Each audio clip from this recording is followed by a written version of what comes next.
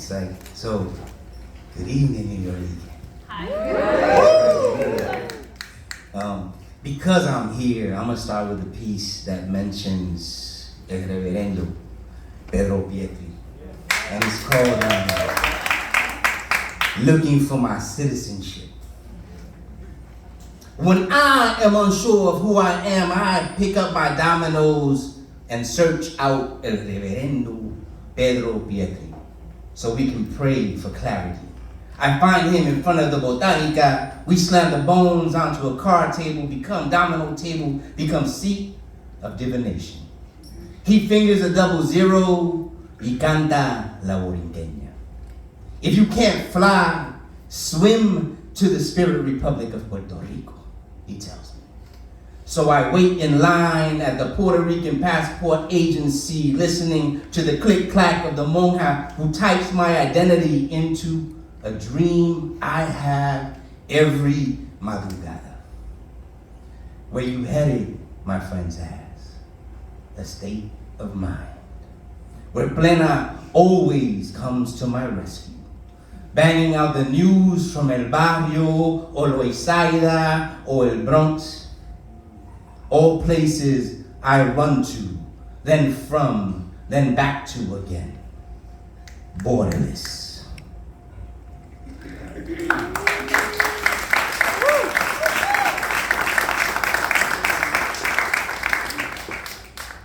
Now here's the thing, borders are always on my mind. I teach Salvadoran kids in DC, and many of them have actually walked here. So this is a short series of poems, of short poems actually, called the Desert Object Series. Desert.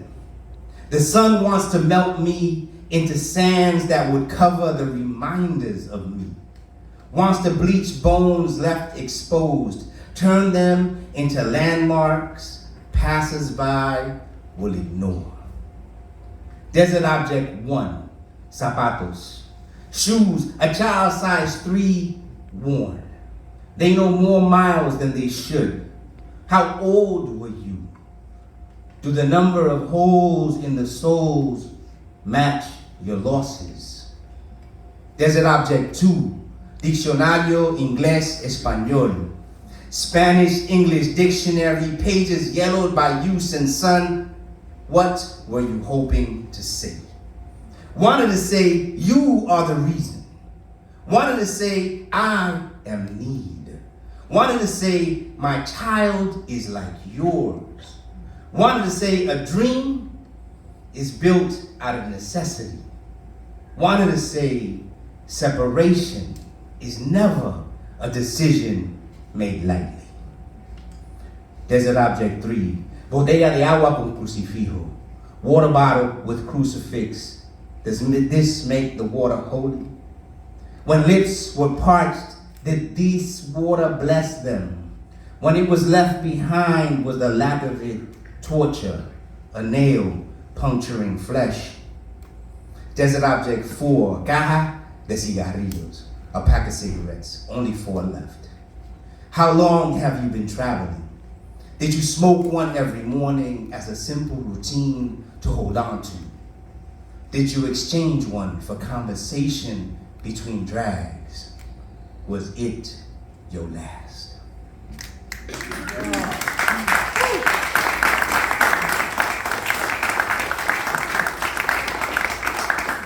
So I got a question. That movie, West Side Story, how many of you have seen it? Clap if you like it. I hate that shit. Just so you know. Okay? There's one goddamn Puerto Rican in the whole thing. At least in the original. Okay. So this is called This Ain't Mambo. Adios, adios, adios, borinquen querida. My ulcers sing this song. To remember home. To help me survive this place.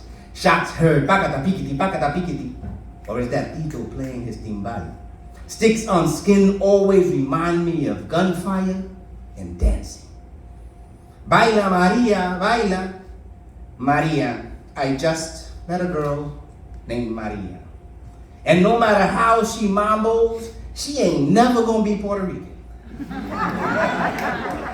While Maria dances, Anita wraps herself in red to mourn. She heard the plena reports tapped out on panderos, goatskin screaming, Bernardo está muerto. But Chino killed Tony because he picked up a girl named Maria who wasn't from Sicily or Arthur Avenue. Chino killed him for treason against his own kind. Breaking news. The mixing is not accepted by either side. The dead are dead and the living are dancing a dance they never figured out. No one was meant to leave. This ain't mambo, motherfucker. So I guess I pack up my leather suitcase with warnings from Officer Krupke, promises from Munoz Marin, and maybe a santito or two. Because while I sang my goodbyes, I made promises too. Un día volveré. ¿A qué? Y a buscar qué? Mi querer. Right? Not Maria though. More like Anita, but still somebody else's idea of her. Woo.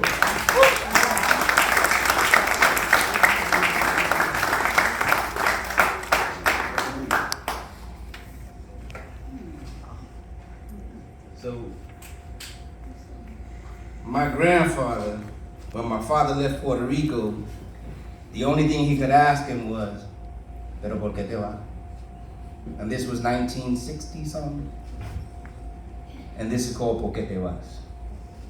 In a small house made of cement, the cane cutter's children became men and women who departed. And when asked ¿Por qué te vas?, avoided the eyes. They packed the small suitcases that poverty supplied the contents for. Suited up in their best, they boarded a Pan Am flight, waking in Los Nueva York's, to the song of a sewing and the hum of machines that made their dance faster than the one farms and cane fields taught them. They sent their images back to those who stayed standing behind pedestals that declared te quiero, or on rooftops, cityscapes behind them that said, I am more, but did not acknowledge how little they had. Upon receipt, the cane cutter would sit on his porch, open the airmail envelope, and wish them back. Wanting children he could touch rather than the images that reminded him of empty rooms. In time, empty rooms became an empty house that did not mourn absence, but crumbled under the weight of vacancy.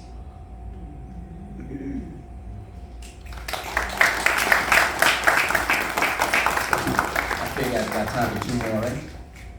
All right. So I'm gonna read two that are part of a series of 8. And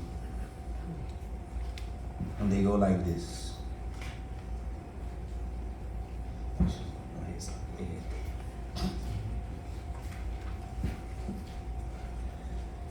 I wrap feet in strips of burial cloth so I can remember why I travel.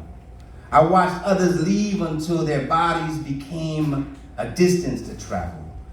I pound my chest, driving away the demons of silence brought by departure, each slap marking the tempo that my feet will keep as I travel. My feet are wrapped tightly, but I do not slide them into shoes. I want the soles to feel the road to blister, to be cut by the miles I travel. I do not want to leave. This is not a road I have chosen to follow. This is an exile, demanded by guns and bombs, so I must travel. There is no need for you to describe loss. I revisit the image daily. It has helped me map the road that will pull the breath from me as I travel. The road is not a place to return from, not a place to believe in.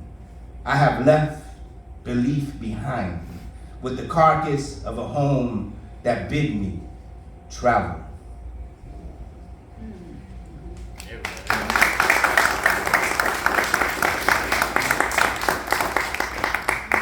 Your eyes are open wide. They stare at a sky full of stars.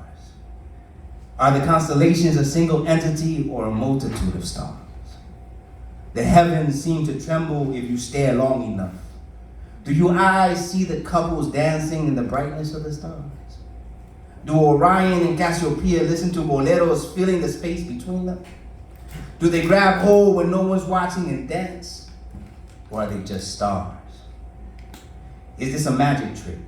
An illusion that plays with your position in relation to the night sky, making you see more than just stars? Does the sight of the North Star fill you with fear? Make you think departure will be necessary? Make you close your eyes to banish the stars? Or do you welcome the beauty of an open ocean and the sky made brighter by the presence of constellations telling the story of the stars? Is this your story?